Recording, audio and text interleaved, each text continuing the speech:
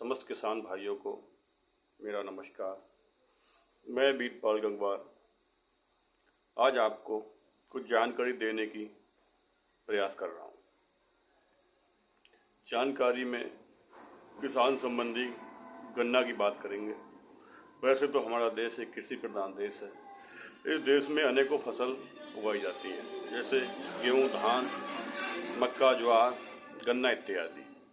गन्ना उनमें से इस क्षेत्र का प्रमुख फसल है।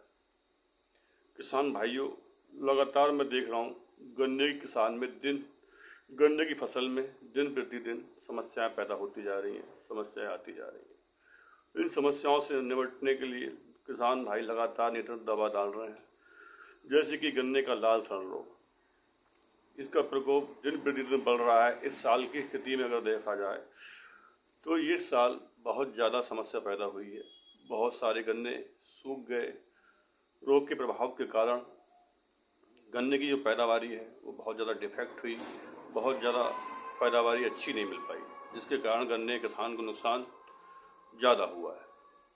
और सवाल उठता है ये कि हर साल गन्ना बोते हैं, वैरायटियाँ बदलते हैं, लेकिन ये रोग लगातार क्यों आता है?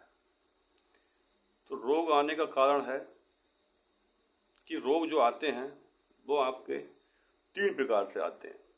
एक आपकी हवा के माध्यम से, एक आपके मिट्टी के माध्यम से, एक आपके बीज के माध्यम से।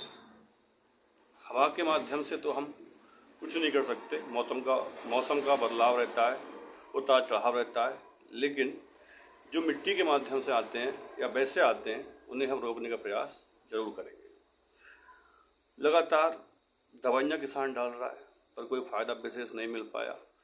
हमने देखा गन्ने में सबसे प्रमुख रोग जो है इस समय वो लाल सड़न रोग है। लाल सड़न रोग के आने का जो कारण है, ये एक कवक के कारण आता है।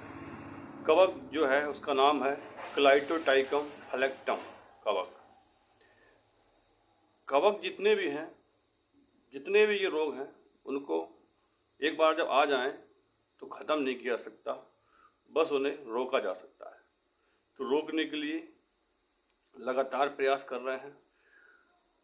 हर कंपनी अपने अपने हिसाब से दवाई बना रही है, हर कोई एम्प्लॉय जा रहा है, बता रहा है, लगा रहे हैं लोग। लेकिन एक चीज़ ध्यान रखने वाली है कि दवाई बताने के साथ साथ, दवाई लगाने के साथ साथ किसान को भी ये ध्यान रखना होगा कि मैं कौन सी दवा इसमें लगाऊं, क्योंकि ये भी एक सत्य और सत्ता है कि किसान को कहीं ना कहीं कंपनियों के माध्यम से या किसी अन्य व्यक्ति के माध्यम से, दवाई के माध्यम से, ज़्यादा महंगी, सस्ती या अन्य चीज़ों के माध्यम से लूटने का प्रयास किया जाता है। इससे बचने के लिए आपको अपने अंदर अवेयरनेस लानी पड़ेगी। अवेयरनेस का मतलब है आपको जागरूक होना पड़ेगा। इस जागरूकता के लिए सबसे पहले आपको अपने से ही समझना पड़ेगा कि पिछली वर्ष मैंने कौन सी दवा लगाई थी जिससे मुझे फ़ायदा हुआ था। उस दवा का कहीं ना कहीं नाम लिख के रख लें, जिससे कि आने वाले टाइम में आप उसका इस्तेमाल कर सकें। लेकिन जो आपका फ़ायदा है वो जब भी हो सकता है कि जब आप अपने अंदर अवेयरनेस लाएंगे, आपको अच्छी पैदावार मिलेगी। अगर नहीं लाएंगे तो कोई भी आपको कुछ बता देगा और आप डाल लेंगे। इसके डालने से फ़ायदा नहीं होगा, उसका तो फ़ायदा होगा, बेचेगा और निकल जाएगा आपको, लेकिन आपका उसमें कोई फ़ायदा नहीं होने वाला है। तो सबसे है लाल सड़न रोग की अगर बात करें तो इस रोग के खास करके प्रमुख लक्षण जो होते हैं, उसमें पत्तियाँ आपकी पीली पड़ने लगती हैं। गन्ने को काट के देखेंगे तो लाल रंग का आपको दिखाई देगा। अधिक ज़्यादा रोग फैलने पर उसमें से सिरके जैसी मांग या एल्कोहल जैसी मांग आपको आनी शुरू हो जाती है। गन्ने की बुवाई करते समय इस बात का विशेष ध्यान रखें कि उसका उपचार बहुत ज़्यादा जरूरी है। किसी भी चीज़ का उपचार होना, बचाव होना बहुत ज़्यादा जरूरी है। बचाव का मतलब होता है उपचार से पहले की प्रक्रिया करना। यानी ऐसे समझ लीजिए कोई आदमी बीमार पड़ गया तो बीमार पड़ने से पहले उसको आपने, बीमारी आने से पहले उसको आपने उपचार दिया तो बीमार नहीं पड़ेगा, बचाव किया। और बचाव आप नहीं कर पाए तो उपचार करना पड़ेगा।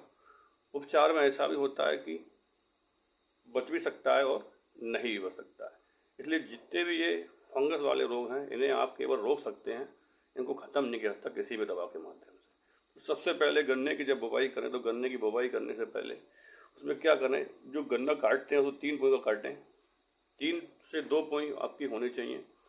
उसमें जो एक दवा आती है कार्बेंडाजिम 50% WP 0.5% से उसको 20 मिनट तक भिगो कर रखें, फिर उसको आप बुवाई के इस्तेमाल कर सकते हैं।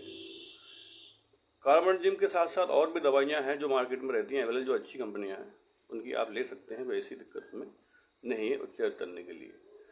इसके साथ साथ उस खेत का बिल्कुल भी चयन ना करें जिस खेत में आपने पिछली बार गन्ना बोया था, दोबारा उसमें गन्ना बो रहे हो। फसल चक्र का विशेष ध्यान रखें। फसल चक्र अपनाने से आपको इसमें अधिक लाभ और अधिक फायदा मिलेगा। और अगर ये रोग लग गया है, लगने के बाद अगर उसका उपचार आप कर रहे हैं तो जब उपचार करें आप तो अजाएस्टोबिन 18.2% और डिफेंटोकोनाजोल का इस्तेमाल आप इसमें कर सकते हैं। धन्यवाद। जय किसान, जय भारत।